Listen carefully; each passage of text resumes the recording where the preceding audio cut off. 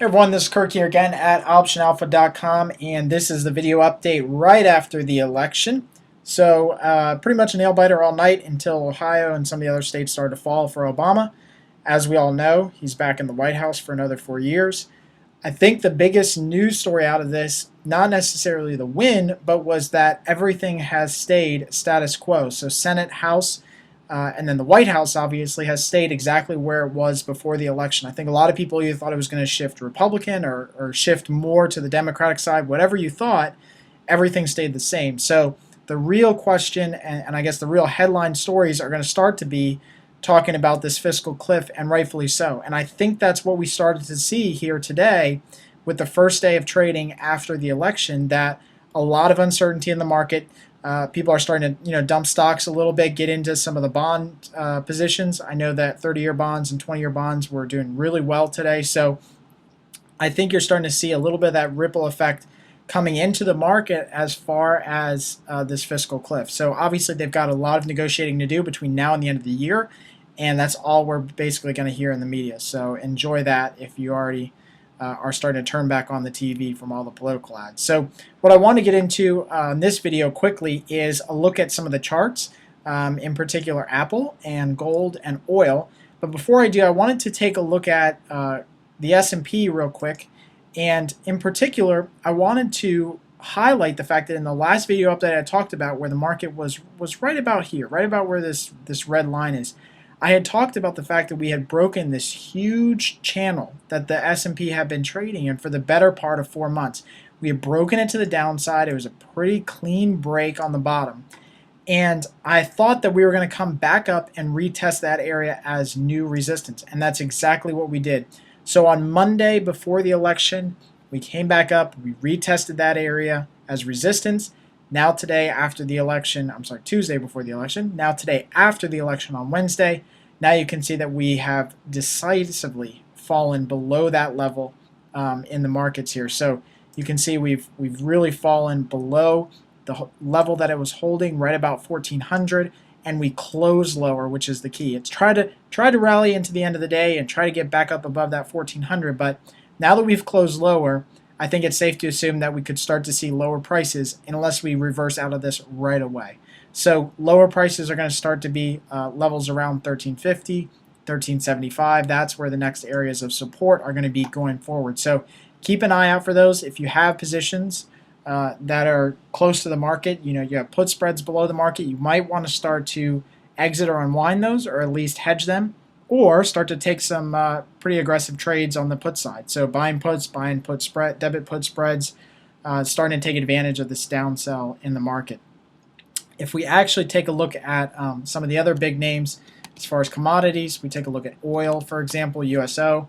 USO has been fairly safe right now. It's still declining, still on that nice decline move that it had after the rally June, July, August. But I think it's starting to stabilize just a little bit here. I think that we could definitely start to see oil prices improve towards the latter half of the year as we get into December and January, et cetera, et cetera. Gold obviously had a fairly good day after some selling off. I think that gold is going to start to run here a little bit more. We're just starting to get some of the buy signals here on MACD. So MACD, we have this very clean, very nice crossover from the black line, which is going to be our faster indicator, to the dotted red, which is a little bit slower. So that cross of the faster above the slow is going to give us a nice buy signal on gold right now. And I think that kind of echoes throughout the market with Obama being back in, the Democrats in control. We know that monetary easing is just going to continue, if not ramp up even more, which is only good for gold. So we'll see where this goes, but I think that right now gold has found a fairly nice base around 161, 162, and I think that we'll start to rally here over the next couple of months in gold. But just watch this MACD. It's got a lot of momentum moving into it right now. The last thing I want to take a look at here tonight, probably one of the more interesting charts that we've ever really looked at on Apple, is Apple's decline. And Apple has had a hell of a time over the last couple of months. You can see that over the last 2 months, really, it's just been a non-stop decline. Probably one of the longest streaks that Apple has had as far as a decline. And really, we could have even kind of called this top. I mean, it was fairly consistent as to what we were showing back in September and August. And you look at MACD and anything really, any momentum indicator, and you can see that Apple had made, a nice little high around 675, and then it came up and it started to get back up into the 700s. Well, look at what happened with MACD during that time period, right? Your momentum indicators were clearly showing bearish divergence, right? The market moving higher and having higher prices, but momentum being sucked out of the market during that time period. So if anything, this was one hell of a sell signal for those of you who got into Apple puts, God forbid. I mean, nobody really gets into Apple puts anymore. It seems like everybody's in Apple calls.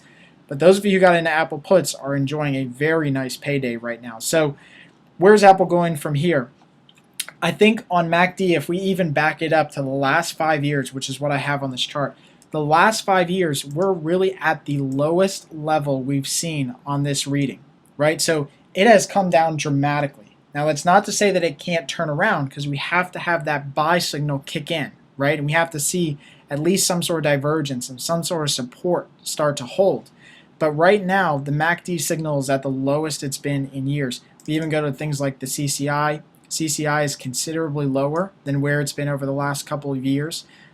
You can start to see that that has dramatically improved from the lows in October. Again, now we're starting to see slow signs of bullish divergence in Apple, where the momentum indicators are actually pointing higher as the stock continues lower. So I think in Apple, if you're looking for a trade, I think the trade to make is obviously to sell some put spreads below Apple right now, or take a gamble with some out-of-the-money calls. That might be the way to go with Apple right now. I think it's definitely starting to near a bottom. I think that it'll start to hit that level for sure around 550. So a couple more dollars down, about $8. That's going to be good round number support for Apple going forward. So keep that in mind as you start to look at these trades. So as always, hope you guys enjoy these videos. Please add your comments, share these on Twitter, Facebook, etc. Let's get the word out here and take a look at us here at optionalpha.com for any updates.